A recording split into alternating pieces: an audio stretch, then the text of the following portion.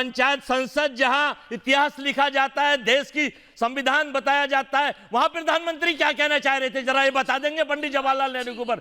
गांधी परिवार को बेइज्जत करने का काम, पंडित जवाहरलाल नेहरू की आत्मा को बेइज्जत करने का काम, महात्मा गांधी को बेइज्जत करने का काम ये गॉडसे के पुजारी लोग जो करते हैं, ये गॉडसे की महिमा मंडित करने वाले लोग प्रधानमंत्री हैं। देश की जनता ने करा है, आदर्श होते हैं, देश की जनता ने बेइज्जत करा है, उम्मीद थी कि देश की जनता ने प्रधानमंत्री पछाड़ा है कांग्रेस को। अपने प्रवक्ता नेता अपने मुखों के चेहरे अपनी शेल कंपनी, जो शेल कंपनी है ना, एक मैन कंपनी की शेल कंपनी, पॉलिटिकल एनालिसिस, राजनीतिक सलाहकार लिख के बैठ जाएंगे। हम लोगों को एक मैसेज देंगे कि आप देश में अजय वर्मा जी,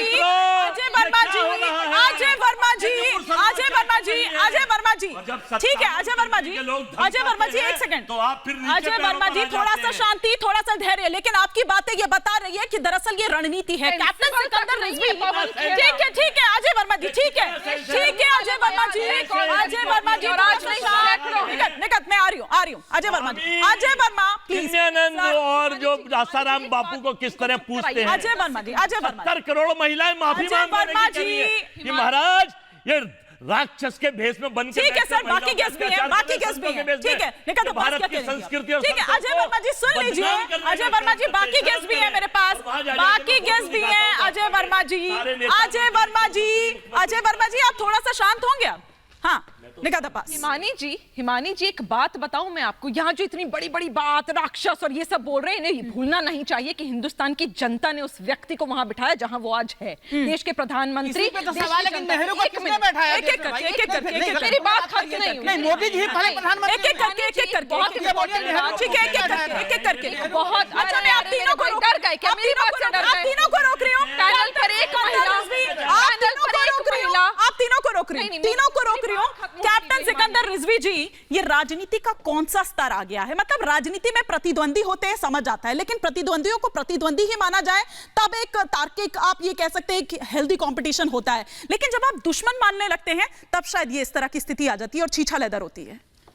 मैं ये देख रहा हूं अभी जो डिबेट आपने शुरू किया है, तो हमारे जो मित्र हैं ये कांग्रेस के, वो कहते नहीं जब दीपक बुझने लगता तो फड़फड़ाता बहुत है, फड़फड़ाता है। जैसे इनके नेता ने भी उल्टा सीधा बोल दिया इंडियन डिफेंस फोर्सेस के बारे में, उल्टा सीधा बोल दिया, उनकी बराबरी कह दी कि भाई साहब किसानों को, लेबर को खड़ा कर दो, वहां जाके वो लड़ने के लिए तैयार है, मिलिट्री की जरूरत नहीं है। ऐसे गैर जिम्मेदार इन लोगों ने बयान दिए हैं और चिल्ला करके आप उन बयानों को छुपाने की कोशिश कर रहे हैं।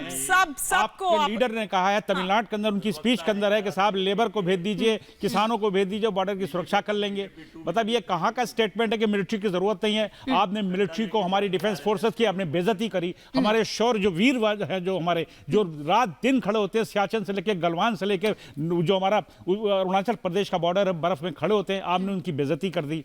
आप सेना की किसकी बात, आप सेना की बुराई करते हो, अपनी सेना की बुराई करते हो, किस बात की देशभक्ति है? अगर आपको प्रधानमंत्री से कुछ कहना है तो आपस में बात कर लो ना, लेकिन पीछे पड़े रहोगे प्रधानमंत्री के। जब अच्छा काम कर रहे हैं तो आप पीछे पड़े हो।